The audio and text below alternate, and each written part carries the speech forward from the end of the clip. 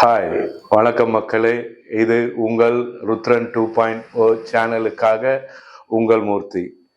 மக்களே, நம்மளாம் ரொம்ப ஆர்வமாக எதிர்பார்த்திருந்த, அதாவது கலைஞர் இருந்த வரைக்கும் ஒரு அமையாத கூட்டணி. ஸோ இப்போ அதாவது அவர் எந்த அளவுக்கு ஆர்வமாக எதிர்பார்த்திருந்தார்னா, பழம் நழுவி பாலில் விழன்னு காத்துட்டு இருந்தாரு. அது ஆனா அந்த பழம் வேற ஒருத்தர் கைக்கு பலர் சூழ்ச்சிகள்னால அது யார் கூட போய் சேரக்கூடாதோ அவங்க கிட்ட போய் சேர்ந்துடுச்சு. அதாவதுங்க அம்மையார் கிட்ட போய் சேர்ந்துடுச்சு. அதுக்கு பலரும் ஒரு சூழ்ச்சி வலையை விரிச்சாங்க. அதுல கேப்டன் விழுந்துட்டாருன்னே சொல்லலாம். ஏன்னு சொல்றேன்னு சொன்னா, அதாவது அவர் அந்த ஏடிஎம்கே கூட சேர்ந்து நல்லாவே வந்தாரு. ஒரு எதிர்கட்சி தலைவர் அந்தஸ்துக்கு வந்தாரு. ஆனா அவர் பண்ண ஒரே தப்பு அவங்கள அமைச்சர்களெல்லாம் ஒரு மாதிரி நாக்க துருத்திக்கிட்டு, அவர் தான் எதுக்குமே அஞ்சாதவர்ல, அதனால நாக்க துருத்தி அவங்கள கேள்வி கேட்டாரு. அதை ஜெயலலிதா அம்மையாரால் தாங்கி கொள்ள முடியவில்லை. ஸோ அந்த கட்சியை தேமுதிகவை பழிவாங்கும் விதமாக அந்த கட்சியில இருந்து கொஞ்சம் கொஞ்சமா ஒவ்வொரு எம்எல்ஏக்களா இழுத்து அந்த கட்சியே சின்னாபின்னமாக்கிட்டாருன்னே சொல்லலாம். ஆனா கேப்டன் அசர்ல, இன்னும் 2-3 பேர் தான் இருக்கிறாங்க, அவங்கள கூட எடுத்துக்கங்க அப்படின்னு சொல்லிட்டு அவர் இருந்த காலம் வரைக்கும் அந்த அம்மாவை தைரியமாவே எதிர்த்துட்டு தான் இருந்தாரு. அதுக்கப்புறம் அவருடைய உடல் நலம் குன்றி கடைசியில அவர் மறைந்துட்டாரு. ஒரு பக்கம் பார்த்தா கலைஞருடைய மறைவு, ஒரு பக்கம் தேமுதிக தலைவர் விஜயகாந்தினுடைய தலைவருடைய மறைவு. ஸோ இந்த மாதிரி ரெண்டு கட்சிக்குமே மறைவுனால தளபதி ஸ்டாலின் அவங்க முத்துவேல் கருணாநிதி ஸ்டாலின் என்னும் நானுன்னு சொல்லிட்டு ஒரு அறைகூவல் எடுத்து அந்த ஆட்சியை 2001 இந்த ஏப்ரல் வரைக்கும் அவர் எடுத்துட்டு போயிடுவார் அவரு. ஸோ இதுல பல குளறுபடிகள்லாம் வருது. அதாவது காங்கிரஸ்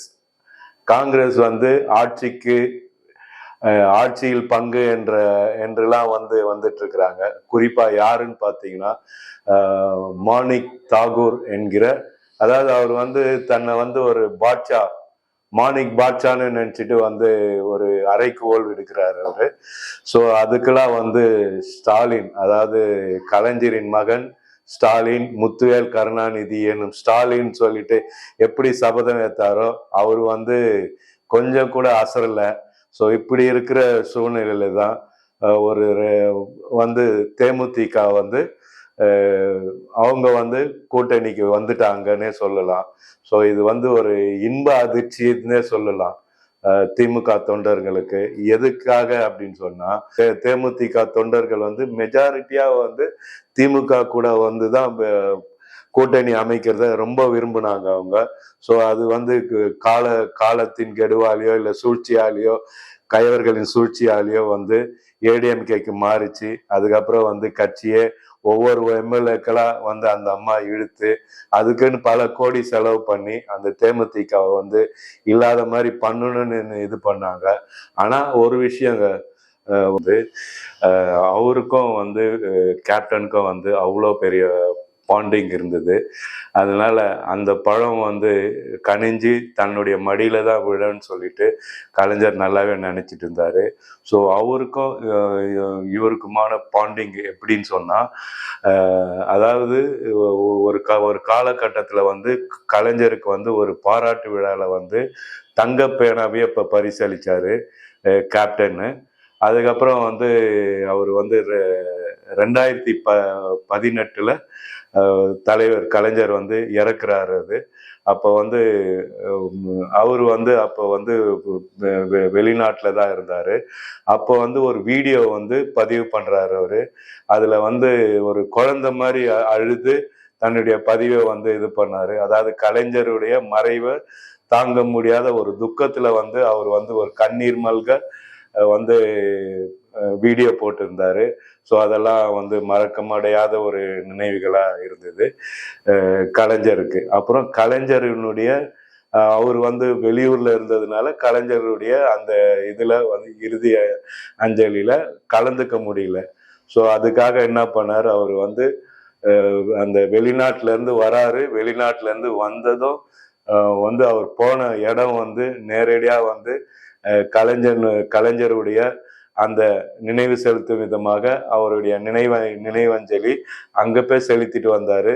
அந்த காணொலியெல்லாம் கூட வந்து நிறைய பதிவு பண்ணாரு அவரு.